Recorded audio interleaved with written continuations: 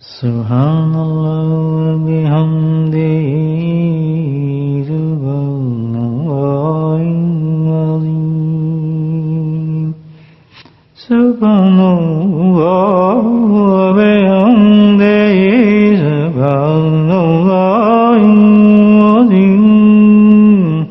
Subhanallah bihamdihi subhanallahil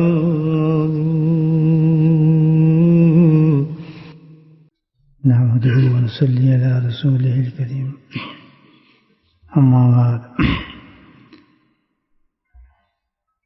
سب سے پہلے تو ہم اللہ کا شکر ادا کرائیں کہ اللہ سبحانہ تعالیٰ نے اس عظیم مہینے میں جس کے لیے حقیقت پورا سال انتظار ہے انسان کو، لیکن خصوصاً طور پر جس کی دعائیں ہم 2 مہینے پہلے سے کر رہے تھے، خیر و عافیت سے اللہ تعالیٰ نے وہ مہینہ نصیب فرما دیا ہے اور بہت ہی بڑی عبادت سے اللہ تعالیٰ نے مستفید فرمایا ہے۔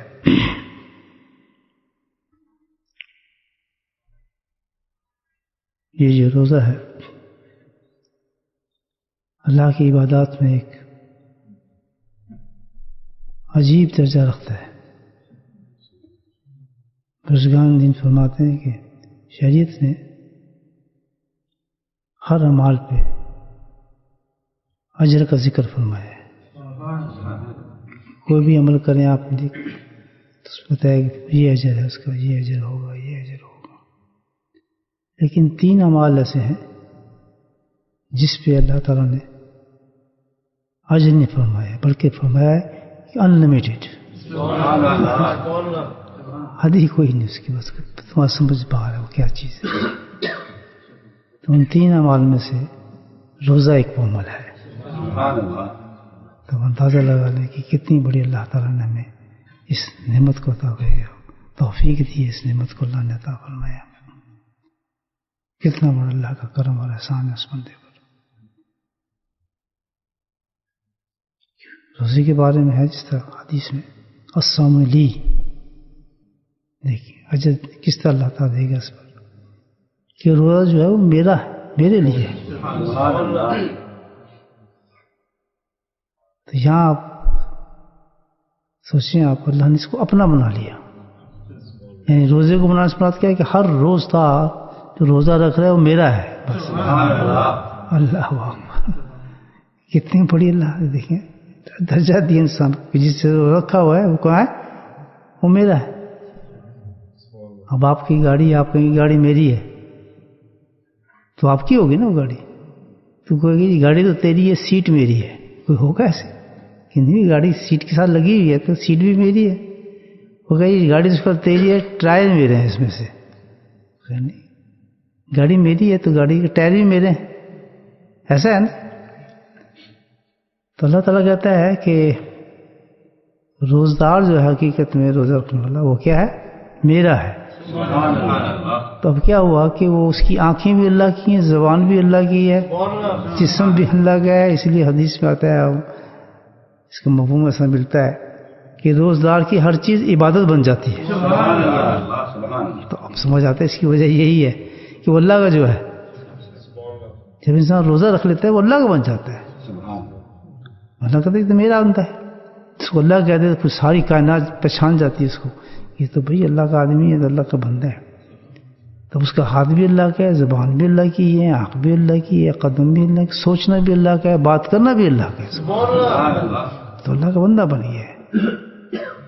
تب بتائیں اس کی کتنا بڑا اجر ہوگا اس کے انسان کے بارے میں اللہ تعالیٰ دے گا۔ تو یہاں ایک چیز پتہ چل جاتی ہے کہ روزدار جو ہوتا ہے، دیکھیں نا گاڑی آپ کی ہے، مثال دے رہا ہوں سمجھانے کے لیے، تو آپ اپنی مرضی سے چلائیں گے نا گاڑی کو، دوسری مرضی سے تو نہیں چلائیں گے۔ آپ کہتے ہیں میں بازار جانا ہے، گاڑی کو نکالیں گے بازار جائیں گے۔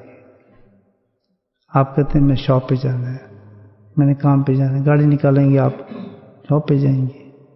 آپ اپنی مرضی سے ڈرائیو کریں، کیونکہ کیوں میری گاڑی جہاں چاہوں میں لے جاؤں۔ تو اسی طرح ہے روزدار حقیقت میں کیا ہو جاتا ہے، کیا بن جاتا ہے کہ ہر چیز اس کی آنکھ، ہاتھ، زبان، قدم، سوچنا سارا کا سارا اللہ کی مرضی کے مطابق ہو جاتا ہے. یہ نقطہ سمجھنے والا ہے. روزدار کیا ہوتا ہے کہ اس کا ہر چیز کس کے مطابق ہو جاتا ہے؟ اللہ کی مرضی کے مطابق ہو جاتا ہے. وہ نگاہ جو ہے وہ کس طرح کرے گا، اس سے کام فیل کیا ہوگا، اللہ کی مرضی کے مطابق ہوگی اس کی. روزدار جو ہوگا روزہ یہ نہیں کہ کھا پی لے بس یہ ایک بات ماننی اللہ کی نہیں. اللہ کہتا ہے میرا ہے یہ، اس سے جو بھوکا رہے پیاسا رہے تو میری وجہ سے رہے نا. تو آدھا آدھا تو نہیں ہو سکتا. مطلب یہ کہ روزہ والا جو ہوگا حقیقت میں جس کا روزہ ہوگا اس کی نگاہ حرام کام نہیں کرے گی، اس کی زبان گالی نہیں دے گی، وہ کسی غلط کام کی طرف نہیں جائے گا، برائی نہیں کرے گا. تو پتہ یہ چل گیا کہ اصل روزدار وہ ہے کہ جو کوئی چیز بھی اللہ کی مرضی کے خلاف نہ کرے. دیکھیں کتنا بڑا میسیج ہے اس کے اندر. تو جہاں یہ روزہ ہم نے رکھ لیا اس کو صرف اسی کو روزہ نہ سمجھیں بھی چلو ہم نے کھانا پینا چھوڑ دی ہے، نہیں. اب یہ ہو گیا کام ہمارا. اور یہ سوچتے ہیں کہ روزہ جو ہے ہم کہتے ہیں نا اب یہ حقیقتی روزہ جو ہے ہم کہتے ہیں جی صبح رکھا تھا روزہ شام کو کھول لیا. حقیقت میں یہ ہے کہ اللہ اکبر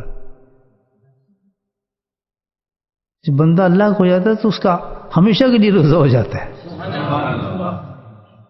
جس نے یہ فعل اختیار کر لیا نا مثال کے طور پر کہ اپنی نگاہ بھی اللہ کے لیے، زبان بھی اللہ کے لیے، پیر بھی اللہ کے لیے، سوچ بھی اللہ کے، تو وہ مکمل روزدار ہو جاتا ہے. روزدار ہو جاتا ہے کہ اس کے ہر فنکشن کو اللہ کے لیے کام کرنا شروع ہو گیا اس کا. اور یہی رمضان کے اندر پریکٹس کرائی جا رہی ہے ہمارے سے. ورنہ روزے کے لیے صرف یہ کہہ دیا جاتا بس یہی آپ کھانا چھوڑ دیں اور شام کو کھا لیں آپ پکے روزدار ہیں. نہیں، اللہ اس طریقے سے پیغام دے دے گا نہیں روزدار تو وہ ہوگا کہ جو ہر کام میری منشا کے مطابق کرے گا، گناہ نہیں کرے گا. تو میرے بھائیو اتنی بڑی عبادت جبھی تو اللہ نے اس کو اتنا بڑا اجر رکھا ہے. سبحان اللہ، عجیب اجر ہے. ہم آتے ہیں کہ اس کا اجر تو یہ ہوگا کہ سب چیز کو تو انعام مل لیں گے نہیں، روز قیامت میں اس کا جو اجر ہوگا بدلہ ہوگا وہ میں خود دوں گا. میں خود دوں گا. وہ کیا دے گا، کتنا دے گا. یہاں ایک مثال مجھے یاد آ رہی ہے، میں آپ کو بتا دیتا ہوں کہ سمجھ آ جائے. ایک خاتم تائی کے پاس شیخ خاتم تائی ایک بہت بڑا آدمی تھا، مشہور ہے، پتہ نہیں اس کو کیا کہتے ہیں. وہ بہت سخی تھا، مطلب اس کے بڑی مثالیں ہیں خاتم تائی کی. تو ایک شخص اس کے پاس کیا کہ میں اتنے دنوں کا بھوکا ہوں، مجھے آپ تھوڑا اناج دے دیں، کھانا دے دیں، اناج دے دیں. اس نے ٹھیک ہے، اس نے مانگا. اس نے کہتا ٹھیک ہے ابھی اس کو 10 اونٹ دے دو اناج کے. تو آدمی کہنے گا میں نے تو آپ سے صرف کھانے کے لیے کچھ گندم مانگی تھی، آپ 10 اونٹ دے رہے ہیں کھانے کے، یہ کیوں؟ تو جواب سنیں آپ کیا خلاص ہے. کہتے ہیں مانگا تو نے اپنی ضرورت کے تحت تھا جتنا تجھے ضرورت تھی، اور دیا میں نے اپنی شان سے جتنی میری شان تھی. اللہ تو اللہ پھر دے گا کیا قیامت میں؟ اپنی شان کے مطابق دے گا. اس لیے اس نے کہا کہ اس کا اجر جو ہے روز قیامت میں میں دوں گا. تو پتہ نہیں کتنی بڑی عبادت ہے. اس پہ نقطہ یہ ملتا ہے میرے بھائیوں کہ روزے کے مفہوم بھی ہم سمجھ گئے ہیں. آج شروع ہو گیا روزہ ہمارا الحمدللہ. تو صرف اسی کو روزدار نہ بنائیں کہ بھئی ہم نے کھانا پینا چھوڑ دیا، بلکہ کیا ہے اور حدیثوں کے مضمون ملتے ہیں اس پر. لیکن یہ نقطہ مجھے سمجھ آیا اس بات سے مصوم علی سے جو میں نے آپ کی خدمت پیش کیا. تو روزدار بن جائے تو بہت بڑا مقام ہے. تو ہر چیز اللہ کی ہو جاتی ہے، پوری اس کی ہر ایکشن عبادت بن جاتا ہے. اور وہ ایسی عبادت بنتا ہے کہ جس کا اجر کا کوئی پتہ ہی کتنا ہے. کتنی بڑی چیز. اب اس کے لیے آپ اتنا بڑا انعام ہو تو آدمی کو کتنی سخت احتیاط کی ضرورت ہے کہ اپنے روزے کو خراب نہ کرے، اپنی زبان کو کنٹرول رکھے، اپنے خیرات کو کنٹرول رکھے، زبان کو کنٹرول رکھے، اور ہر وہ چیز کرنے کی کوشش کرے جس سے اللہ راضی ہوتا ہے. جس سے اللہ خوش ہوتا ہے. کوئی بھی دیکھیں، یہ نہیں کہ بھئی ہم یہ سوچیں کہ فلاں کام کر لیں فلاں کام کر لیں، بلکہ اس کا ایک معیار مقرر کر لیں. ہم یہ دیکھیں کہ اللہ کس چیز کو پسند کرتا ہے اور کس چیز سے اللہ ناراض ہو جاتا ہے. کوئی اس کی لسٹ کی ضرورت نہیں ہے، بڑا سمپل سا ایک بہت ہی چھوٹا سا فارمولہ ہے آپ کہ جس کی ڈیفینیشن میں یہ آتا ہے کہ یہ گناہ ہے. کوئی چیز بھی ہو اس کی ڈیفینیشن یہ ہوتی ہے، تعریف یہ ہوتی ہے کہ یہ گناہ ہے. وہ کیا ہے؟ پھر اللہ کو ناپسند چیز ہے چیز.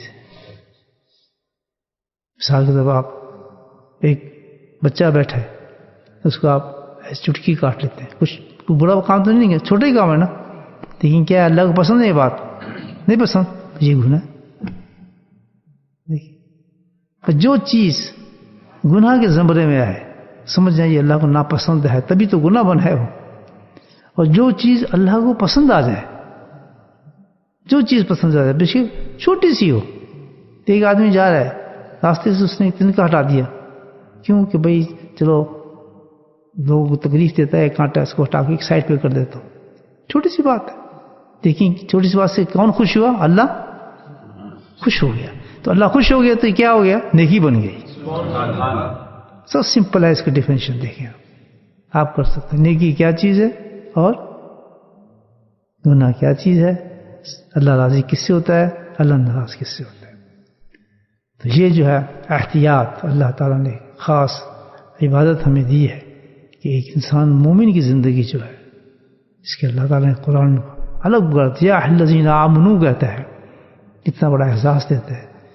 اس کی زندگی تو بھائی اللہ نے اس رمضان کے اندر روزہ رکھ کے ہمیں بتائی ہے کہ اس کی ہر فعل اللہ کی مرضی کے ساتھ ہونا چاہیے.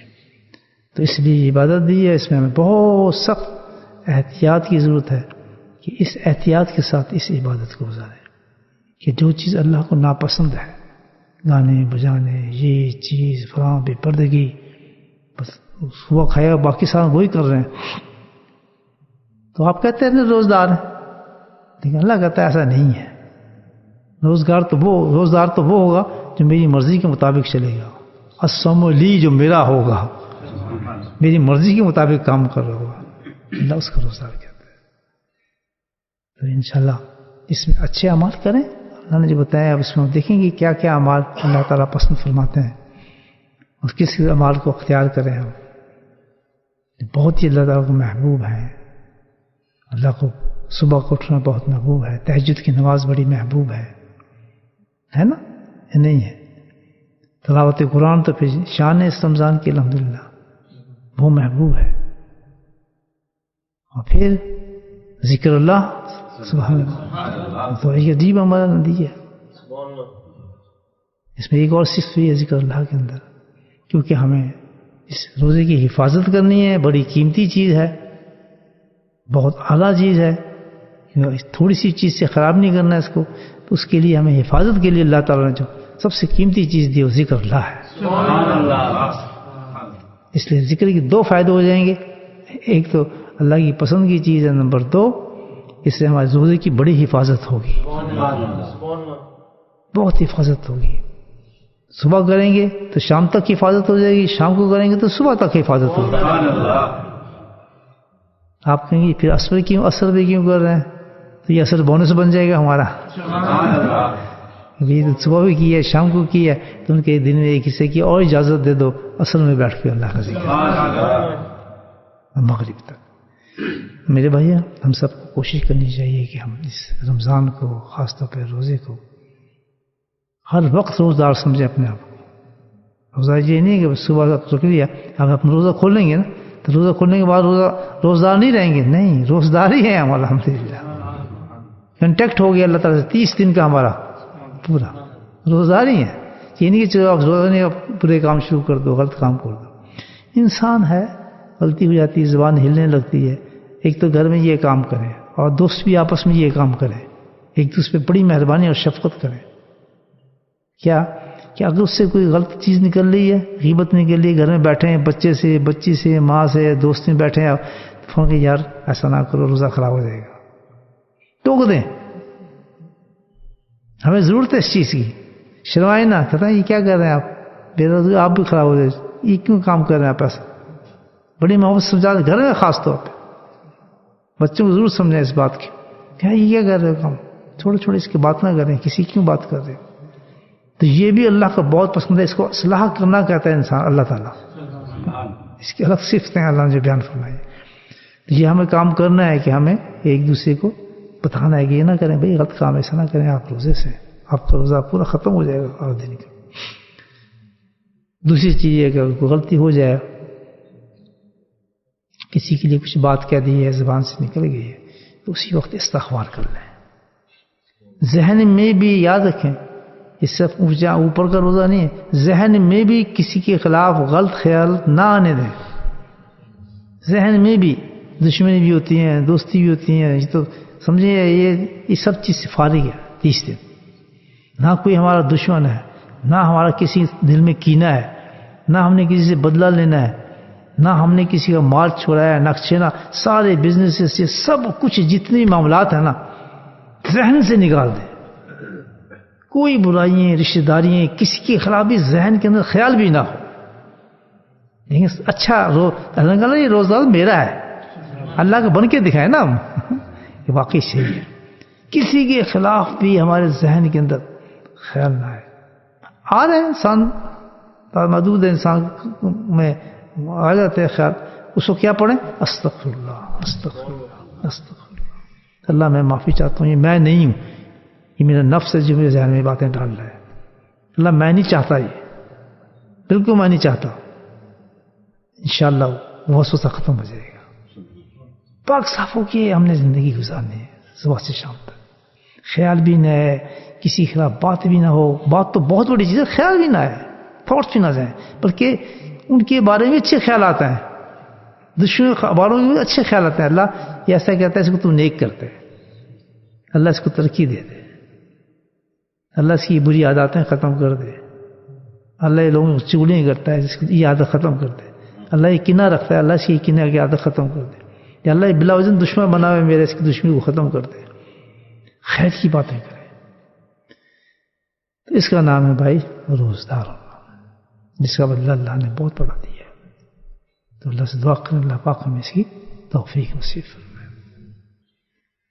بسم اللہ الرحمن الرحیم الحمد للہ رب العالمین والصلاۃ والسلام علی سید المرسلین شفیع المسلمین یاسین الحبیب محمد صلی اللہ علیہ وسلم.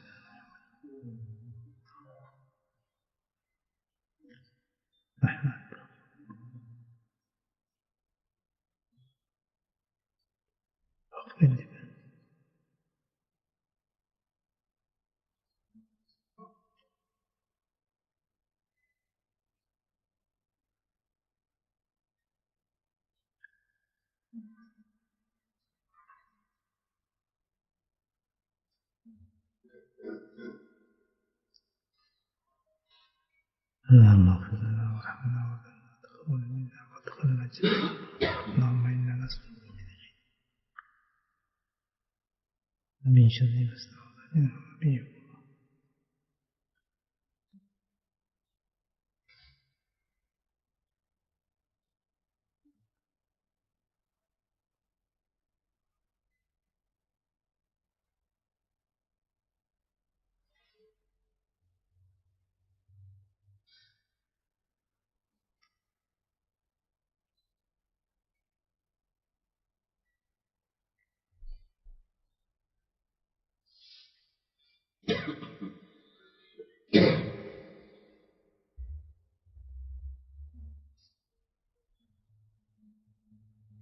يا قاضي الحاجات يا قاضي الحاجات يا قاضي الحاجات يا كافي المحمات يا كافي المحمات يا دافي البليات يا دافي البليات يا دافي يا حل المشكلات يا حل المشكلات يا حل المشكلات يا منزل البركات يا منزل البركات يا منزل البركات يا خير الرازقين يا خير الرازقين